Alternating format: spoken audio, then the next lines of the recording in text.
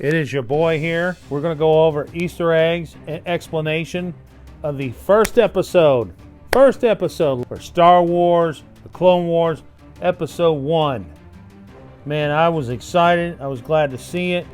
It's going to be on every week for 12 episodes. So without further ado, let's get this going. Of course, the infamous introduction. Embrace others for their differences, for that makes you whole. I love how they do these introductions, even with the TV shows. No hesitation. Basically, tons of Easter eggs in this episode alone. We're not going to be doing like most channels and focusing on the Easter eggs for the future and speculating, what I like to call speculation-style Easter eggs. These are confirmed Easter eggs just on the episode alone. The ship was fixing to land in the area. It manages to touch down without crashing, thank God. Cody and Rex get off the ship. They're waiting on word of another group of people that they're about to coexist and work with. The nickname of that group is called the Bad Batch. Take a look at the different helmets here. Notice this one here. The helmet's a little different. Closer resemblance to a stormtrooper from episode 4. This is Tech. That's his helmet. His helmet closer resembles to the Biker Scouts in episode 6.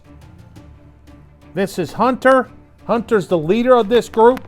Notice he has a red bandana referencing to Rambo, like a Rambo-like character. He is a leader.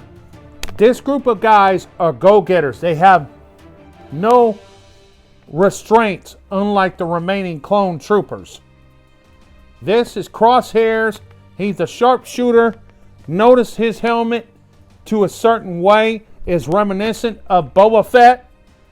Only a little bit different pattern. No big deal. Basic premise is simple, as you're seeing in this premiere preview here. They get together. What are they going after? I'll tell you what they're going after. They have to get information about how the droids are actually beating the clones. During this episode, it's during a low period of the Clone Wars where the clones are just not able to figure out why they're getting their butts whooped.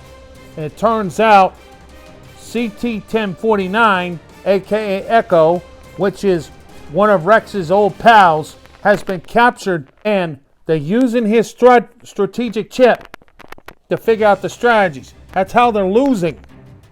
Well, towards the end of the episode, he gets confirmation that Echo is alive. They defeat, they download information, they come across some old enemies. These guys are badasses. They have deformities different from the rest of the clones. One is bigger than the rest of them. Hunter is the Rambo of the group. Crosshairs is like the sharpshooter. Tech is the guy that gets into computers and hacks into information. I'm telling you, his helmet is reminiscent of Gears of Wars. He is the bulkiest and tallest of the entire group. If they can get their hands on Echo, and one suggestion was change up their strategies. Do stuff that Echo doesn't know about yet, and they could turn the tide. And judging by this first conflict, and this old boy was supposedly killed off from season 2, but he's an Easter egg in itself, just on the fact he has robotic parts. This is reference to the fact that the same fate's going to happen to Anakin Skywalker through Revenge of the Sith, and have to turn into a machine. After this, they do find out he's alive. Quick on the critiques here. Number 1, there wasn't much Jedi activity. The fact that they brought in the Bad Batch, that was a good idea. The Bad Batch may be the ones to turn the tide for the rest of the clones. The fact that Cody and Rex found Echo, that was awesome. This episode focused more on the clones than it did everybody else. Hopefully the rest of this season, that's not the case. They don't focus on one stretch.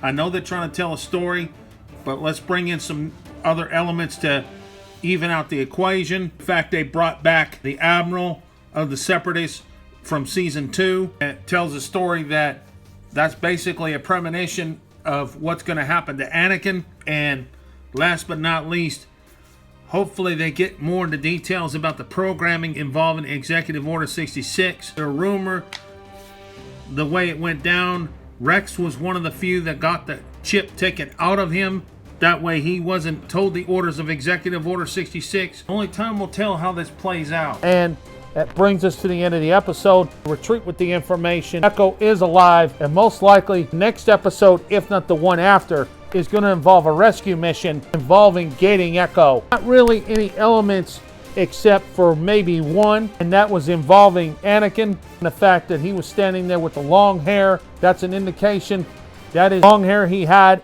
in Revenge of the Sith, which I did mention in the trailer. Guys, let me know in the comments section below what you think about this. Are you digging this final season of the Clone Wars? It gives us a little bit of hope that Disney, for once, is trying to make things right with the Star Wars fans. Take care, guys.